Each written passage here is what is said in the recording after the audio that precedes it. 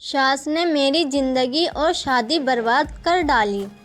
मैं हमेशा से एक आत्मनिर्भर मौज मस्ती वाली लड़की रही हूँ और मेरे पति भी ऐसे ही हैं। कॉलेज रोमांस से शुरू हुई हमारी प्यार की कहानी में कई उतार चढ़ाव आए जिनका हमने मिलकर सामना किया। इसे बनाए रखने के लिए हम काफ़ी मेहनत करते हैं। हमारे रिश्ते को जब 5 साल हुए तब हमने शादी करने का फ़ैसला लिया और एक दूसरे के परिवार से मिले। हमारे परिवार के बीच शुरू से ही अच्छा संबंध बना रहा और हमारी शादी पक्की हो गई। मुझे पति की फैमिली का हिस्सा बनकर खुशी थी। मैं अपनी शादी के दौरान हर चीज़ में इतनी व्यस्त थी कि मैं कभी कभी अपनी सास के चेहरे पर मुझे लेकर आने वाले नापसंदगी के भावों पर ज़्यादा ध्यान ही नहीं दे सकी। हालांकि मुझे बाद में समझ आया कि आखिर ये सब क्या था।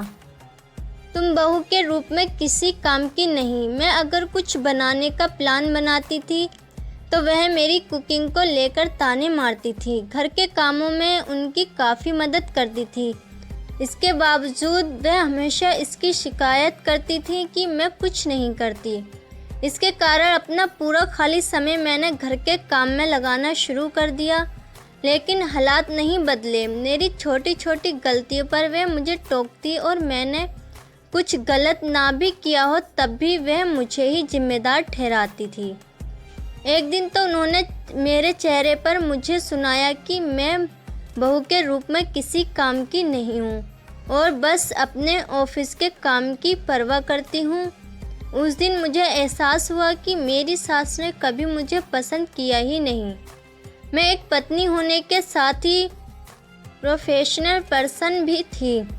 मेरे पति को भी ये सारी चीज़ें पहले से मालूम थी, तो फिर वह क्यों मेरा साथ नहीं दे रहे थे।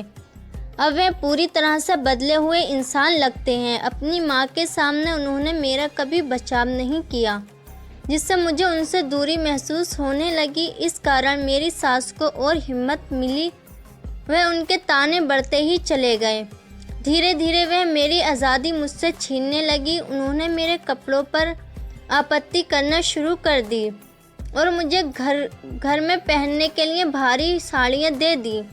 मैं अपना आत्मविश्वास खोने लगी और इसका असर मेरे काम पर भी होने लगा।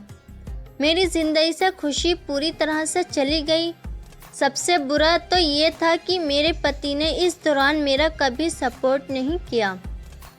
जिस व्यक्ति को मैं जानती थी वह उस समय मेरे साथ खड़ा ही नहीं हुआ जब मुझे उसकी सबसे ज़्यादा ज़रूरत थी। मैं धीरे धीरे डिप्रेशन में जाने लगी और ज़िंदगी के इस सबसे ख़राब दौर ने मुझे खुद के लिए फ़ैसला लेने को मजबूर कर दिया।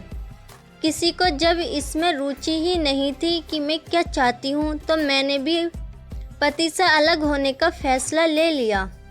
मेरे पति ने मेरी कभी नहीं सुनी और हमेशा अपनी माँ का साथ देते रहे। वह खुद कैसे थे उसे ही भूल गए। मैंने अब तलाक के लिए अर्जी दे दी है। मेरी सास ने मेरे आत्मविश्वास को तोड़ दिया, मेरी ज़िंदगी और करियर बर्बाद कर दिया।